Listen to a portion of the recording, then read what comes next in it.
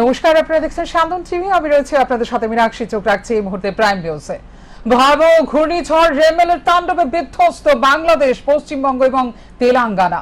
বাংলাদেশ সহ পশ্চিমবঙ্গ এবং তেলেঙ্গানায় একাধিক মৃত্যু। ব্যাপক প্রভাব পড়তে শুরু করেছে ত্রিপুরায়ও।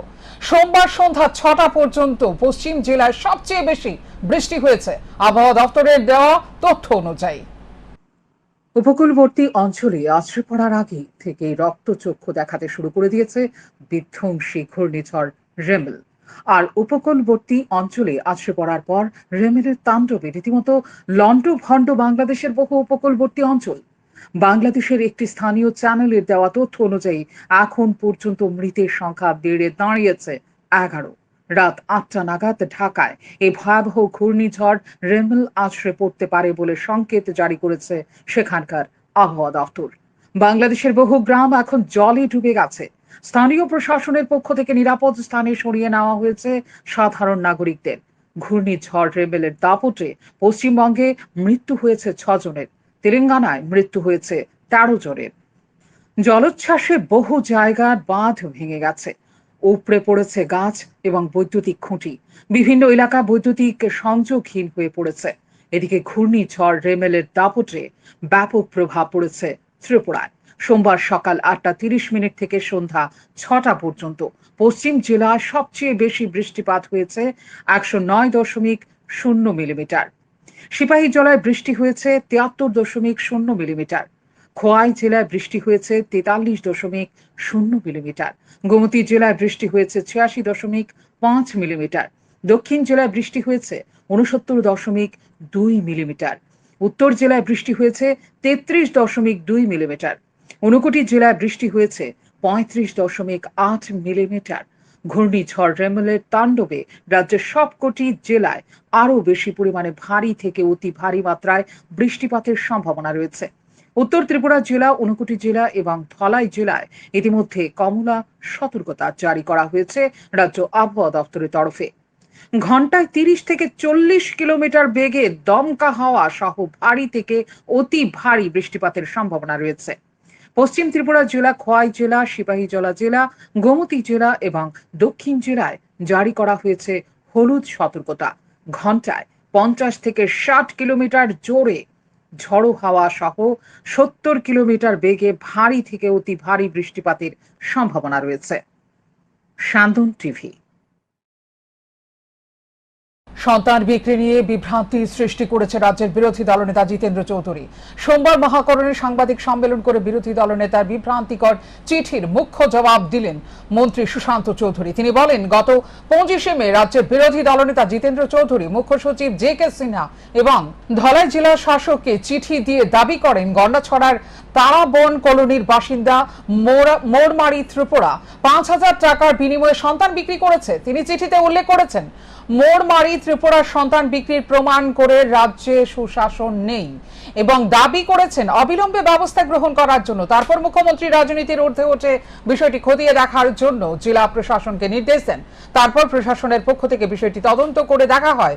মোড়মারি ত্রিপুরার স্বামী পূর্ণজয় ত্রিপুরার মৃত্যু হয় গত 6 বছর আগে। তার বড় ছেলে ব্যাঙ্গালোরে চাকরি করে, দ্বিতীয় মেয়ের বিয়ে হয়েছে, বাকি ছেলে মেয়েরা পড়াশোনা করছে, কিন্তু এবার যে সন্তানটি হয়েছে সেটা তার ষষ্ঠ সন্তান। তারপর জেলা প্রশাসন থেকে অবগত হয়েছে মোড়মারি ত্রিপুরার পরিবার সরকারি রেশনের সমস্ত সহযোগিতা পাচ্ছে, কিন্তু জানা গেছে তার স্বামী যখন মারা যায় তখন তিনি ইচ্ছের অন্তঃসত্ত্বা ছিলেন। তারপর তিনি চেয়েছিলেন যাতে এই সন্তান জন্ম না হয়। এই বিষয় নিয়ে চিকিৎসকের সাথে কথা বলেছিলেন, কিন্তু চিকিৎসকরা জানান গর্ভের সন্তান ইতিমধ্যে পরিপূর্ণ হয়ে গেছে। তারপর গত 22শে মে সন্তানের জন্ম হয়। তারপর 23শে মে তিনি স্ব-ইচ্ছায় হেজামারার বিনয় কুমার দেববর্মার কাছে প্রস্তাব পাঠায়। তারপর এতে চাইল্ড ডেভেলপমেন্ট প্রজেক্ট অফিসার ও ডেপুটি কালেক্টর হস্তক্ষেপ করে। তারপর আইনের জটিলতার কারণে দত্তক নিতে পারেনি। তারপর অঙ্গনওয়াড়ি কর্মী ও শিশু সুরক্ষা কমিশনের একটি প্রতিনিধি দল সেখানে গিয়ে মোড়মারি ত্রিপুরাকে কোলাই হাসপাতালে পাঠায়। সুতরাং বিরোধী দলনেতা এই ধরনের মন্তব্য সম্পূর্ণ ভিত্তিহীন বলে জানান মন্ত্রী সুশান্ত চৌধুরী। তিনি আরো বলেন, বর্তমান সরকার জনগণের সরকার, এমন নয় যে সিপিআইএম এর মতো সমালোচনা শুনতে পারে না। সন্তান যেটা জন্মগ্রহণ করেছে, জন্মগ্রহণের পর 5,000 টাকার বিনিময়ে বিক্রি করে দিয়েছে। অভাবের তাড়নায়, অনটনের তাড়নায়, এবং আগের যে 5টা সন্তান ছিল তারপর যে 6ষ্ঠ সন্তান জন্ম হয়েছে, সেই 6ষ্ঠ সন্তানের যে বিক্রি জন্মের পর, সেটা প্রমাণ করে রাজ্যে সুশাসন নেই। সে বলে উনি মাননীয় মুখ্য সচিবকে চিঠি লিখেছেন, ভিডিও পাঠিয়েছেন, ওনারা প্রতিনিধি দল সেখানে ভিজিটে গেছেন, ধলাই ডিএমকে চিঠি পাঠিয়েছেন, ভিডিও পাঠিয়েছেন, এবং প্রয়োজনীয় ব্যবস্থা গ্রহণের জন্য উনি বলেছেন, দাবি জানিয়েছেন। আপনি জানেন যে আমাদের মাননীয় মুখ্যমন্ত্রী এই সমস্ত বিষয় নিয়ে বরাবরই সংবেদনশীল। এই সমস্ত বিষয় সবসময় উনি আন্তরিকতার সঙ্গে রাজনীতির ঊর্ধ্বে উঠে এই জিনিসগুলো নিয়ে উনি ডিল করেন এবং প্রয়োজনীয় পদক্ষেপ যথাসময়ে উনি গ্রহণ করেন।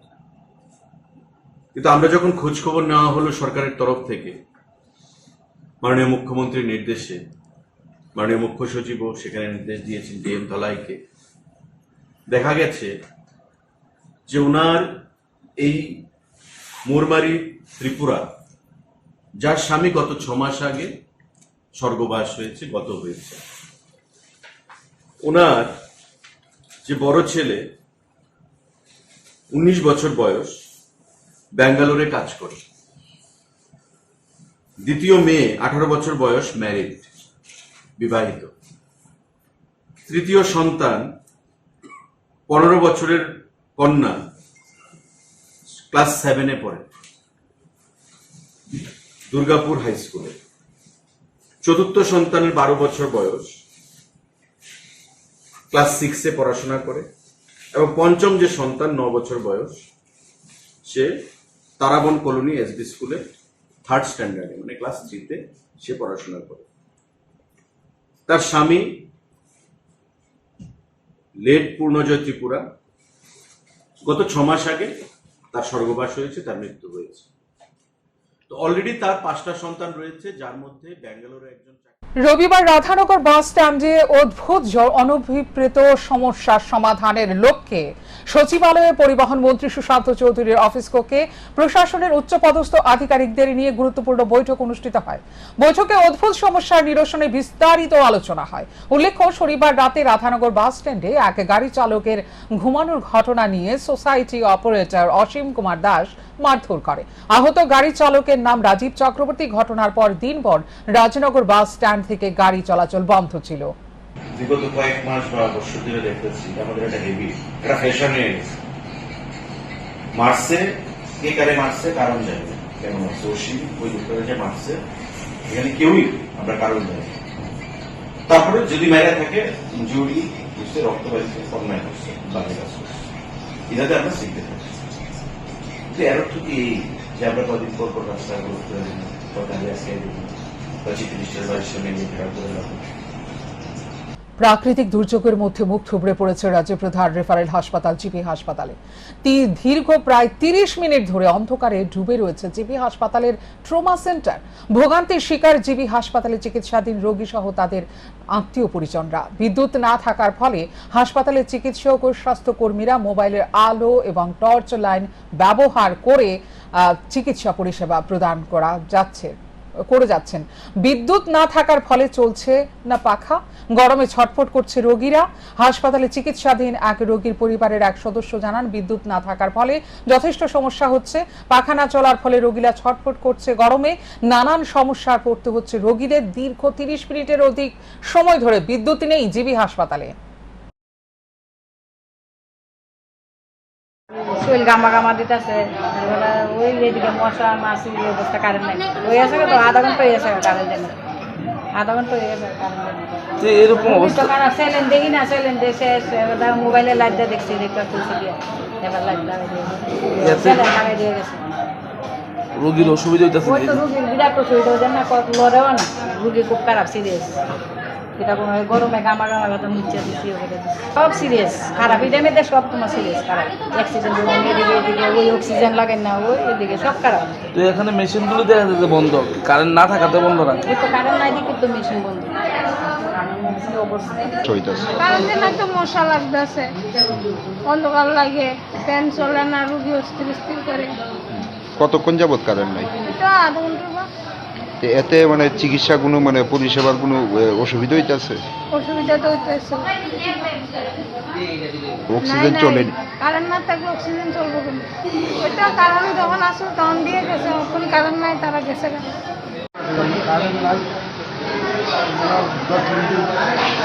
এতে রুগীর অসুবিধা হইতেছে না কারেন্ট ছাড়া? আপনি তো একজন রুগী, আপনার কিরকম অসুবিধা হইতেছে? রাজ্যের বিরোধী কংগ্রেস এবং সিপিআইএম দল পৃথক পৃথকভাবে সাংবাদিক সম্মেলন করে জানিয়েছে পাহাড়ে কাজ নেই, দারিদ্রতার কারণে একজন জনজাতি মা তার সন্তান বিক্রি করেছে। এরকম একটা ঘটনা ঘটেছে গন্ডাছড়া মহকুমায়। কিন্তু কংগ্রেস এবং সিপিআইএম এর সাংবাদিক সম্মেলনের সেই বক্তব্য পুরোপুরি ভিত্তিহীন। সোমবার এক সাংবাদিক সম্মেলনের মধ্য দিয়ে সেই বক্তব্য খারিজ করল ভারতীয় জনতা পার্টি। সাংবাদিক সম্মেলনে আরো বলা হয়, ত্রিপুরা রাজ্যের একটি প্রত্যন্ত জেলা হিসেবে পরিচিত ধলাই জেলা আর এই জেলার সামগ্রিক উন্নয়নের লক্ষ্যে কাজ করছে ভারত সরকার এবং রাজ্য সরকার। কংগ্রেস এবং সিপিআইএম এর এই বিভ্রান্তিমূলক খবর প্রকাশের পর পুরো বিষয়টি খতিয়ে দেখেছে রাজ্য সরকারের জেলা প্রশাসন। রাজ্যের মুখ্যমন্ত্রী অধ্যাপক ডাক্তার মানিক সাহাও এই বিষয়টি যথেষ্ট সংবেদনশীলতার সঙ্গে গুরুত্ব দিয়ে দেখছেন। সেই জনজাতি মা দত্তক হিসেবে সন্তানটিকে দিতে চেয়েছিলেন এক নিঃসন্তান দম্পতির কাছে, কিন্তু দত্তক দেওয়ার প্রক্রিয়াটা আইনি প্রক্রিয়া মেনে না করায় জটিলতার সৃষ্টি হয়। গত 22 মে সম্পূর্ণভাবে সরকারি হাসপাতালে সরকারি সহযোগিতায় কন্যা সন্তানের জন্ম দেন সেই জনজাতি মা। কিন্তু জেলা প্রশাসন অর্থের বিনিময়ে সন্তান বিক্রির বিষয়টা জানতে পেরে পুরোপুরিভাবে তদন্তে নামে। সুস্থ অবস্থায় সন্তানকে ফিরিয়ে দেওয়া হয় তার মায়ের কাছে। সন্তানটিকে প্রথমে ভর্তি করানো হয় গন্ডাছড়া মহকুমা হাসপাতালে, এরপর উন্নত চিকিৎসার জন্য এই কন্যা সন্তানকে পাঠানো হয় কুলাই জেলা হাসপাতালে। সম্পূর্ণভাবে সরকারি সহায়তা প্রদান করা হয় মা এবং তার সন্তানকে।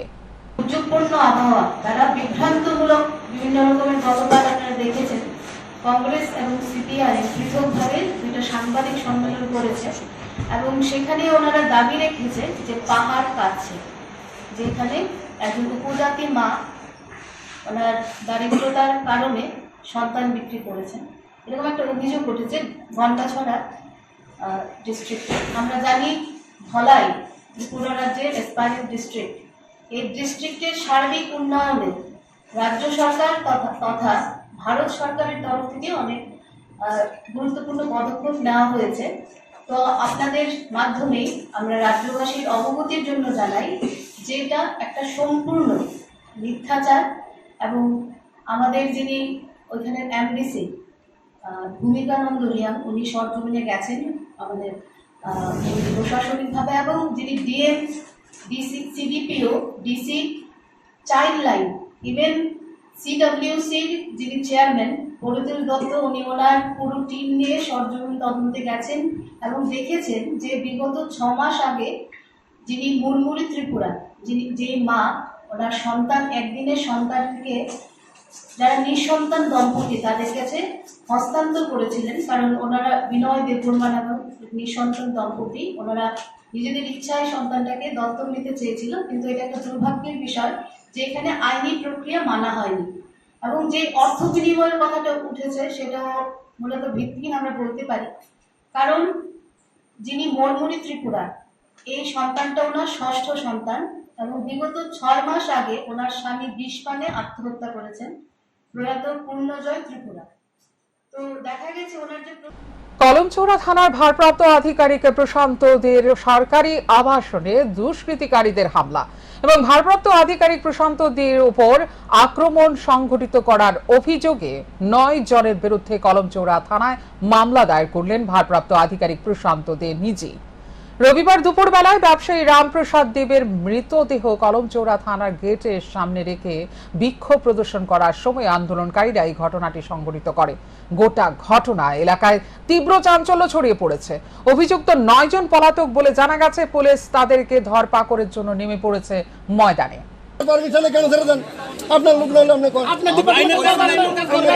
আমরা আমার কথা শেষ করছেন না তো, আমি কিছু আইসে রিকোয়েস্ট করছি, তারপরেও তাদের পর্যাপ্ত পরিমাণ যা যা করণের এটি করা হইতাছে এবং পুলিশ প্রত্যেক দিন এটি অ্যাকশন করতেছে।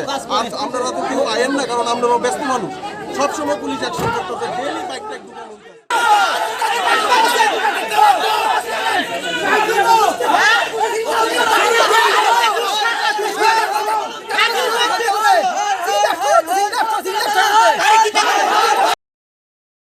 এখনকার মতো এই মুহূর্তে সংবাদ এই পর্যন্ত। অন্যান্য আপডেটস দেখার জন্য অবশ্যই নজর রাখতে হবে সান্দন টিভির পর্দায়। সান্দন টিভি, দায়বদ্ধতাই যার ঐতিহ্য।